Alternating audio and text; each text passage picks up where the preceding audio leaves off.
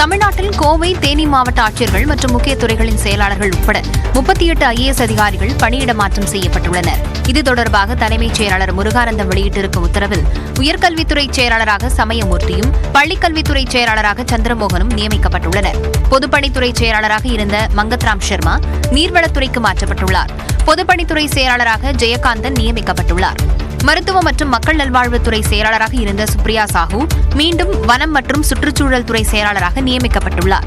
மருத்துவத்துறையின் புதிய செயலாளராக செந்தில்குமார் பணியிட மாற்றம் செய்யப்பட்டுள்ளார். கூட்டுறவு மற்றும் உணவு பாதுகாப்புத்துறை செயலாளராக இருந்த ஜி ராதாகிருஷ்ணன் மின்சார வாரிய தலைவராக பணியிட மாற்றம் செய்யப்பட்டுள்ளார்.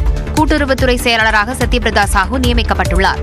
கோவை மாவட்ட ஆட்சியராக பவன்குமாரும், தேனி மாவட்ட ஆட்சியராக ரஞ்சித் சிங்கும் நியமனம் செய்யப்பட்டுள்ளனர். பள்ளிக்கல்வித்துறை செயலாளராக இருந்த மதுமதி மாற்றுத்திறனாளிகள் நலத்துறைக்கு பணியிட மாற்றம் செய்யப்பட்டுள்ளார்.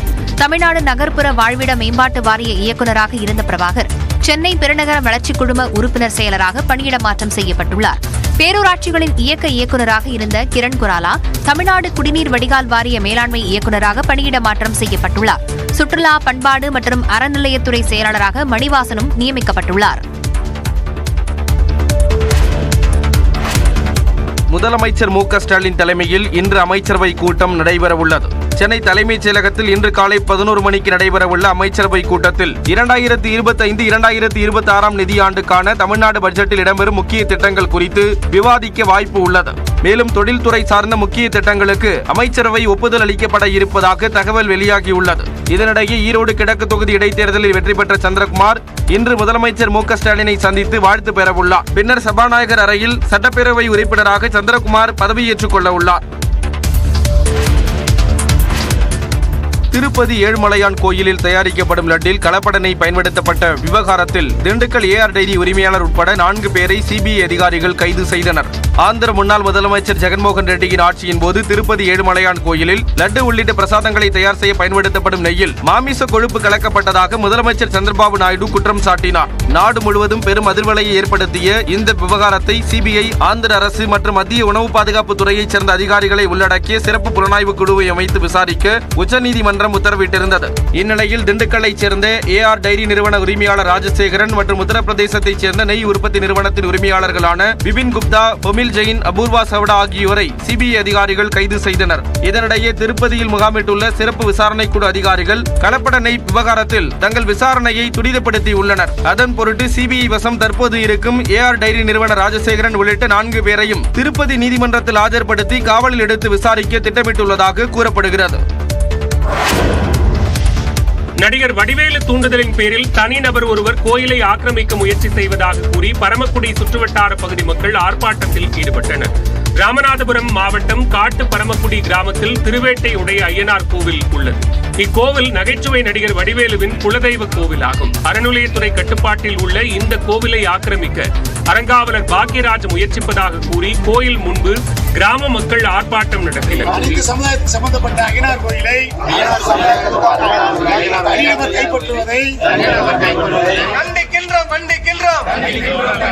நடிகர் வடிவேலு தூண்டுதலின் பேரில் அறங்காவலர் செயல்படுவதாக குற்றம் சாட்டினர். நடிகர் வடிவேலுக்கும் இது குலசாமி கோயில். இந்த கோயிலை இப்போ பரம்பரை அறங்காவலர்னு ஒருத்தருக்கு கொடுக்கறதாக இப்போ கேள்விப்பட்டோம், ஊர்லேயே கேள்விப்பட்டிருக்கோம். இதை இதுக்கு ஏற்பாடு பண்ணுறது நடிகர் வடிவேலு. அவர் இந்த கிராமத்தை கலக்காம கொள்ளாம அவர் செய்யறது இது முறையான செயல் இல்ல. கோயில் தனிநபருக்கு சொந்தம் இல்லை என்று கிராம மக்கள் பங்கேற்ற கூட்டத்தில் தீர்மானிக்கப்பட்டது. பக்தர்கள் தட்டில் செலுத்தும் காணிக்கைகளை அர்ச்சகர்கள் உண்டியலில் செலுத்த வேண்டும் என மதுரையில் உள்ள கோயிலின் இந்து சமய அறநிலையத்துறை செயல் அலுவலர் அதிரடி உத்தரவு பிறப்பித்துள்ளார். மதுரையின் முக்கிய பகுதியான நேதாஜி சாலையில் பாலதண்டாயுதபாணி கோயில் உள்ளது. அந்த வழியாக செல்லும் ஆயிரக்கணக்கான மக்கள் செல்வதால் பெரும்பாலான நேரங்களில் கூட்டமாக காணப்படும் இந்த கோயில் இந்து சமய அறநிலையத்துறையின் கட்டுப்பாட்டில் உள்ளது. இந்நிலையில் கோயிலின் செயல் அலுவலர் பிறப்பித்துள்ள உத்தரவு பரபரப்பை ஏற்படுத்தியுள்ளது.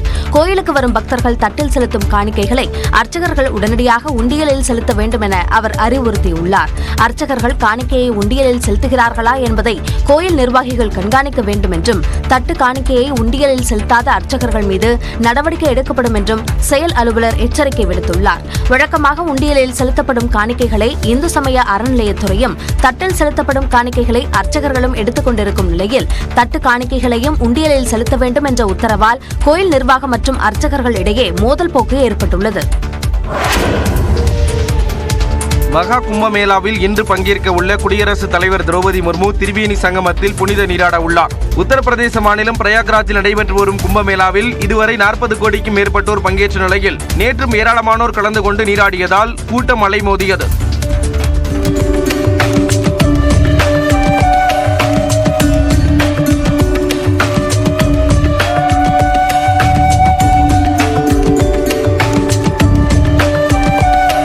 திரிவேணி சங்கமத்தில் நேற்று நடந்த சந்தியா ஆரத்தியில் பெண்களும் பங்கேற்றனர்.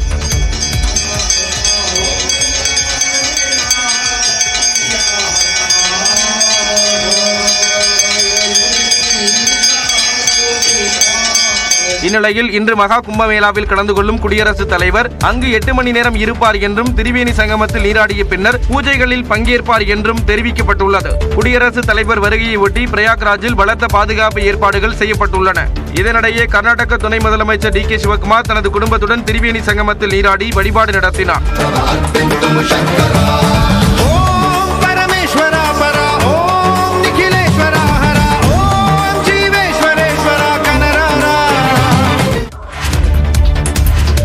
பிரான்ஸ் மற்றும் அமெரிக்கா ஆகிய நாடுகளுக்கான சுற்றுப்பயணத்தை பிரதமர் நரேந்திர மோடி இன்று தொடங்க உள்ளார். அரசுமுறை பயணமாக இன்று பிற்பகல் டெல்லியிலிருந்து புறப்பட்டு பிரான்ஸ் நாட்டிற்கு பிரதமர் நரேந்திர மோடி செல்ல உள்ளார். இன்று இரவு பிரான்ஸ் சென்றடையும் பிரதமர் நரேந்திர மோடி பிரான்ஸ் அதிபர் இமானுவேல் மேக்ரான் அளிக்கும் விருந்தில் கலந்து கொள்ள உள்ளார். பின்னர் நாளை செயற்கை நுண்ணறிவு தொழில்நுட்பம் குறித்த உச்சி மாநாட்டை அதிபர் மெக்ரானுடன் இணைந்து தலைமை தாங்க உள்ளார். அதன் பின்னர் இருதரப்பு உறவுகள் குறித்து பிரான்ஸ் அதிபருடன் பிரதமர் நரேந்திர மோடி பேச்சுவார்த்தை நடத்துகிறார். நாளை மறுநாள் பிரான்ஸ் நாட்டின் மார்சை நகரில் இந்திய துணை தூதரகத்தை திறந்து வைக்கும் பிரதமர் நரேந்திர மோடி அங்கிருந்து அமெரிக்காவுக்கு புறப்படுவார் என்று தெரிவிக்கப்பட்டுள்ளது. அமெரிக்க அதிபராக ட்ரம்ப் பதவியேற்ற பிறகு முதல் முறையாக அமெரிக்கா செல்ல உள்ள பிரதமர் மோடி வர்த்தகம், பாதுகாப்பு, இந்தியர்கள் நாடு கடத்தப்படுதல் உள்ளிட்ட பல்வேறு விவகாரங்கள் குறித்து விவாதிப்பார் என்று கூறப்படுகிறது. சத்தீஸ்கரில் பாதுகாப்பு படையினருக்கும் நக்சலைட்டுகளுக்கும் இடையே நடைபெற்ற துப்பாக்கிச் சண்டையில் 31 நக்சலைட்டுகள் கொல்லப்பட்டனர். பிஜாப்பூர் மாவட்டம் தேசிய பூங்கா பகுதியில் நக்சல் தடுப்பு பணியில் ஈடுபட்ட பாதுகாப்பு படையினரை நோக்கி நக்சலைட்டுகள் துப்பாக்கிச்சூடு நடத்தினர். இதில் 2 பாதுகாப்பு படை வீரர்கள் வீர மரணம் அடைந்தனர். மேலும் சில வீரர்கள் படுகாயங்களுடன் மருத்துவமனையில் அனுமதிக்கப்பட்டுள்ளனர். இதனையடுத்து பாதுகாப்பு படையினர் நடத்திய பதில் தாக்குதலில் 31 நக்சலைட்டுகள் சுட்டுக் கொல்லப்பட்டதாக தெரிவிக்கப்பட்டுள்ளது.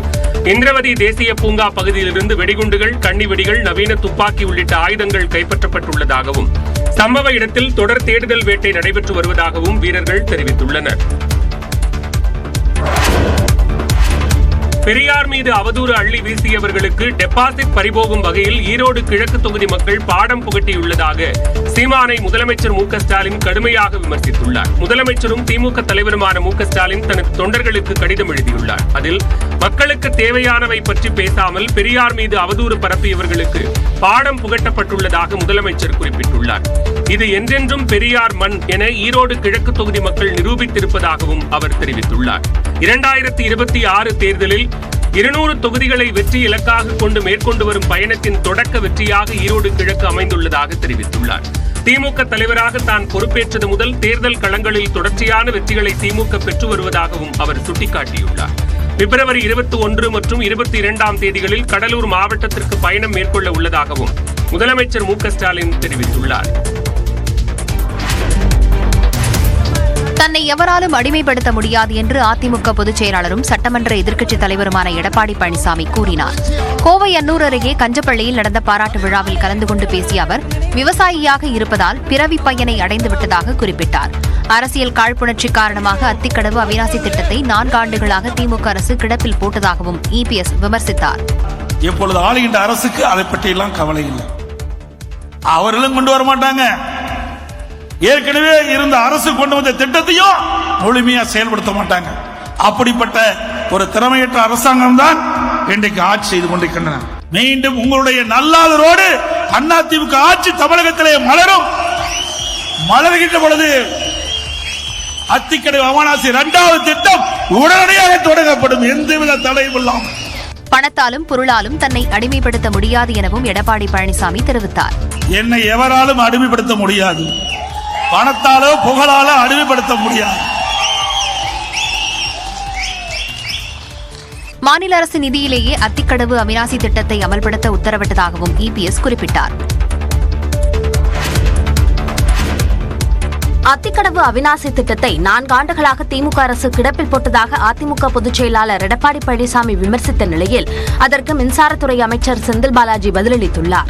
இது தொடர்பாக தனது எக்ஸ் பக்கத்தில் பதிவிட்டுள்ள அமைச்சர் செந்தில் பாலாஜி, பவானி ஆற்றின் உபரி நீரை திருப்பிவிட வேண்டும் என கோவை மாவட்ட விவசாயிகள் கடந்த 1957ஆம் ஆண்டு அப்போதைய முதலமைச்சர் காமராஜரிடம் மனு அளித்ததாகவும், அதனைத் தொடர்ந்து 1972ஆம் ஆண்டு முதலமைச்சராக இருந்த கருணாநிதி இந்த திட்டத்திற்கு அத்திக்கடவு அவிநாசி திட்டம் என பெயரிட்டதாகவும் கூறியுள்ளார்.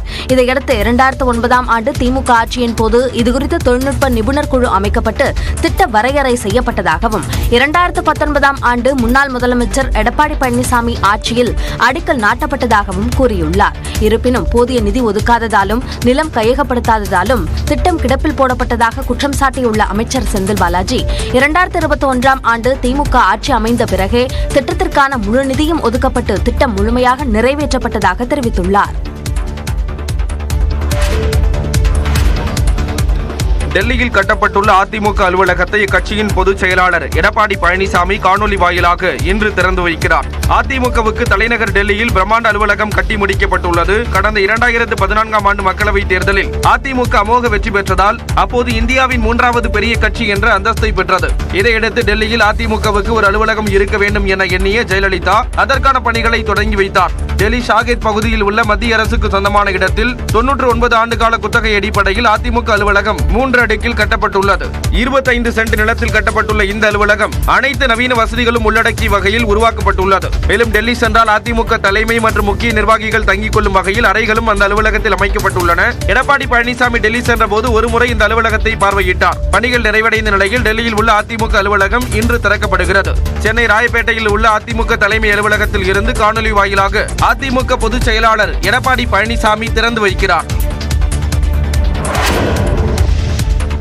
எதிர்க்கட்சிகளிடம் ஒற்றுமை இருந்தால்தான் தேர்தலில் வெற்றி பெற முடியும் என்பதை டெல்லி தேர்தல் முடிவின் மூலம் கற்றுக்கொள்ள வேண்டும் என்று திமுக அமைப்பு செயலாளர் RS பாரதி தெரிவித்துள்ளார். 22 இடத்துல ஆம் ஆத்மி வெற்றி பெற்றிருக்கிறது. 16 இடங்களில் காங்கிரஸ் போட்டியிட்டு ஓட்டை பிரிச்சதுனால 16 இடங்கள் போயிருக்கிறது. 16 22 சேர்த்தா 38 ஆட்சி அமைத்திருக்கலாம். இந்த 2 இணைஞ்சா ஆடட் அட்வான்டேஜ் இன்னொரு 10 சேர்த்து வந்திருக்கும். ஆகவே எல்லோருடைய கருத்து என்னவென்றால் ஒற்றுமை எதிர்க்கட்சிகளிடத்தில் இருக்க வேண்டும். ஒட்டுமொத்தமாக போராடினால்தான் வெற்றி பெற முடியும் என்பதற்கு டெல்லியில இருந்து எல்லோரும் கற்றுக்கொள்ள வேண்டிய பாடம். எதிர்க்கட்சிகள் ஒற்றுமையுடன் செயல்பட்டு மத்திய அரசை எதிர்க்க வேண்டும் என்றும் RS பாரதி கேட்டுக் கொண்டுள்ளார். தைப்பூசத்தை முன்னிட்டு பழனி முருகன் கோயிலில் இன்று முதல் 12ஆம் தேதி வரை கட்டண தரிசனம் ரத்து செய்யப்பட்டுள்ளது. பழனியில் தைப்பூச திருவிழா மற்றும் விடுமுறை தினத்தை முன்னிட்டு பல்லாயிரக்கணக்கான பக்தர்கள் சாமி தரிசனம் செய்ய படையெடுத்து வருகின்றனர். இதனால் பக்தர்கள் கூட்டம் அதிகரித்து வரும் நிலையில் சாமி தரிசனம் செய்ய 5 மணி நேரத்திற்கு மேலாக பக்தர்கள் வரிசையில் காத்திருக்கும் சூழல் ஏற்பட்டுள்ளது.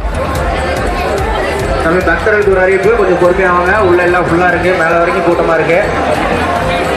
பாட்டு கீழே இறங்குறவங்க பார்த்தீங்கன்னா கொஞ்சம் வெயிட் பண்ணுங்க.